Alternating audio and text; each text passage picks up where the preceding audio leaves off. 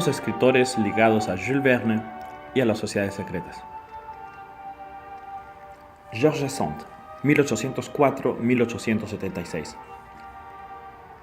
Amandine Aurore Lucille Dupin, novelista y mujer de letras francesa, adopta su seudónimo masculino en 1829. En sus dominios de Nohant o en Palaiseau, recibe personalidades de la talla de Liszt, Marie d'Argout, Balzac, Flaubert, Delacroix y Victor Hugo. A partir de 1831, comienza, en compañía de su joven amante Jules Sandeau, la carrera de periodista en Le Figaro. Sus artículos aparecen firmados con el seudónimo G. Sand. El director del periódico, Henri de Latouche, es un martinista convencido, unido en amistad con Balzac y que tendrá influencia en la joven escritora. En el mundo político, Sand se compromete activamente a partir de 1848.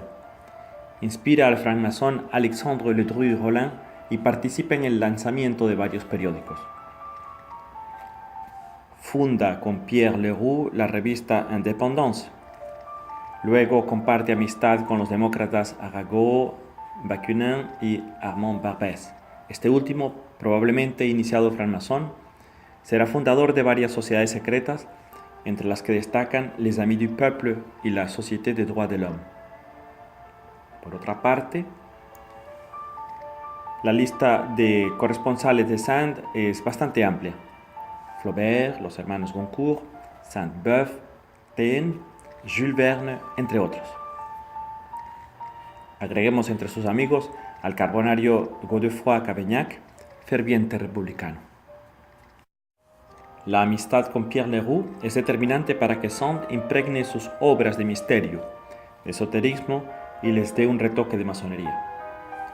Leroux fue iniciado en la logia Les Artistes Réunis en el oriente de Limoges, el mismo año de su elección a la Asamblea Nacional. También fue miembro de la logia Les Droits de l'Homme en el oriente de Grasse. En el exilio asiste a varias logias en Jersey. A Leroux se le señala como autor de la palabra socialismo.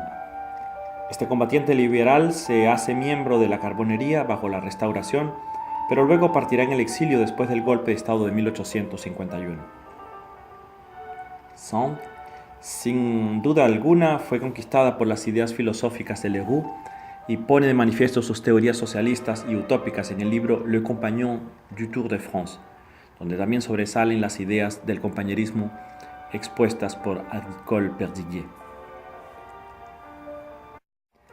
Estaba a la búsqueda de una nueva religión que debía suplantar al cristianismo y promulgaba la reencarnación de las almas. George Sand sintetizaba así sus creencias. Creo en la vida eterna, en la humanidad eterna, en el progreso eterno, y como hice mías las creencias del señor Pierre Leroux, les recomiendo sus demostraciones filosóficas. Bajo la influencia de estas ideas, George Sand escribió Spiridion, de la que hace referencia a Jules Verne en Clovis d'Argentor, Las 7 sogas de la lira, El compañero del Tour de Francia, Horacio, Consuelo, La condesa de Rudolstadt, etc. Hetzel, editor y amigo de Sand, pone en relación a Verne con la autora de numerosas novelas como Indiana, Lelia, Consuelo, La charca del diablo, etc.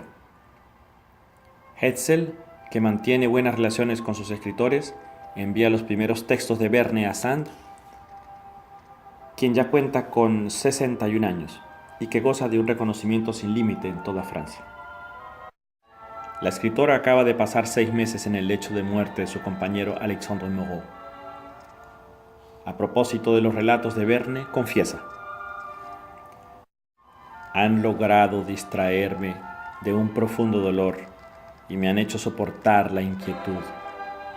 Un pesar tengo en cuanto a ellos, haberlos concluido y no tener todavía una docena para leer. Luego hace una sugerencia bien conocida por los biógrafos de Verne. Espero que pronto usted nos conducirá hacia las profundidades del mar y que hará viajar a sus personajes en esos aparatos de submersión que su ciencia y su imaginación pueden permitirse la perfección.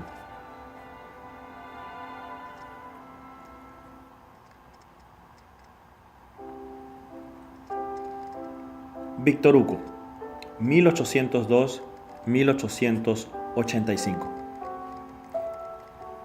Escritor e intelectual comprometido, Víctor Hugo ocupa un lugar privilegiado en las letras francesas. Era hijo del general del imperio Joseph Léopold Sigisbert Hugo, que pertenecía a la logia maestra del reino de Westfalia. Muy precoz en la escritura, Hugo va a tener éxito rápidamente. Contará entre sus amigos a Charnaudier, Sainte-Beuve, Lamartine, Mérimée, Musset y Delacroix, entre otros. De 1826 a 1837, Hugo y su familia visitan con frecuencia el Castillo de las Rocas en Bièvre, propiedad del periodista Bertin Lenné, director del Journal de Débat. Durante estas estadías, conoce a Berlioz, Chateaubriand, Liszt, Jacob Meyerbeer. Entre 1830 y 1843, se entrega casi exclusivamente al teatro, donde consigue defensores como Théophile Gautier, Gérard de Nerval, Hector Berlioz, Petrus Borel, etc. Entre los más cercanos del poeta destacan Balzac, Nerval y Vigny. En 1841 accede a la Academia Francesa. En política, su vida no es menos activa que en la literatura. Se convierte en confidente de Louis-Philippe en 1844 y parte de Francia el año siguiente. En 1847 defiende el derecho de regreso de los expatriados, entre los que destaca el francmasón Jérôme Napoléon Bonaparte. Recibido Lobatón a los 17 años en la logia La Paix, en Tolón, y nombrado gran maestre en la logia madre de Westfalia en 1801. Alcalde de París 8, luego diputado de la Segunda República, Hugo se exiliará a partir de 1851 en Bruselas y Jersey. En esta ciudad es tentado por el espiritismo, del que nos ha dejado su testimonio en Les Tables Tournantes de Jersey.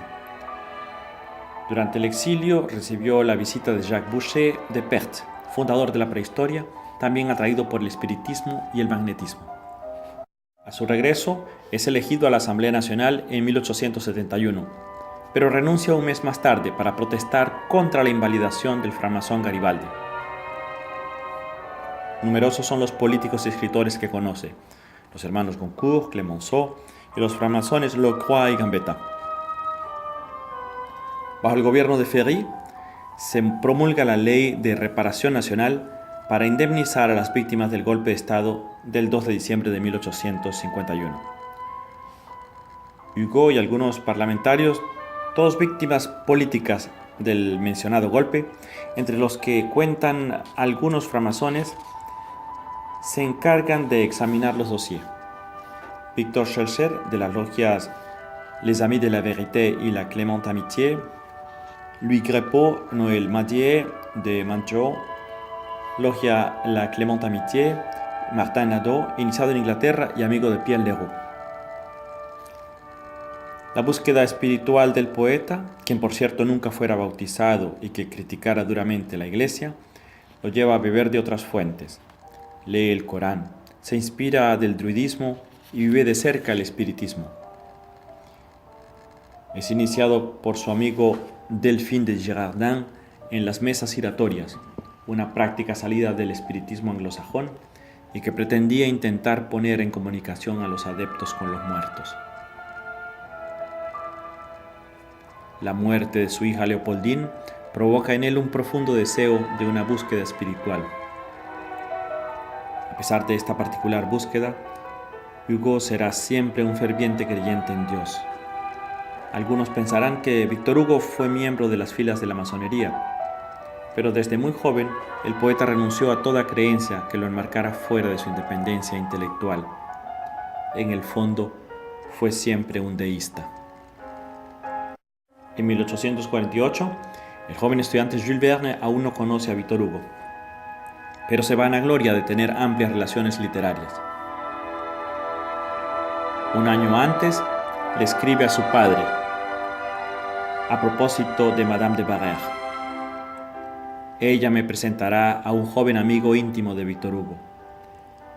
Tal joven podrá hacer realidad el más anhelado de mis sueños.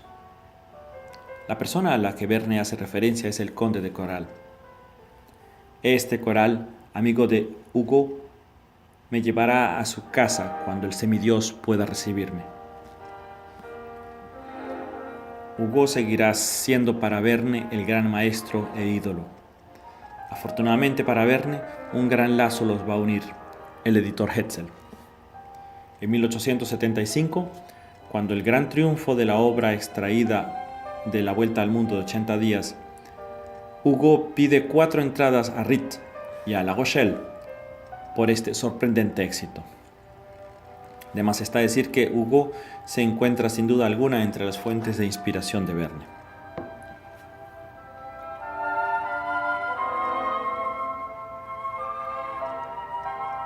Gérard de Nerval. Hijo del doctor Labruni, francmasón del ejército napoleónico iniciado en la logia Les Enfants de Mars y amigo de Théophile Gautier y de Victor Hugo, Nerval produce junto a Alexandre Dumas varias obras dramáticas. Sus viajes a Oriente y hacia el norte de África deterioran su salud, pero lo ponen en contacto con otras formas de espiritualidad a tal punto que se convierte en fanático del esoterismo. En efecto, su obra está cargada de gran simbología y de misterio. En 1841 sufre una crisis de demencia que lo conduce al sanatorio del Dr. Blanche, donde será hospitalizado en varias ocasiones antes de morir.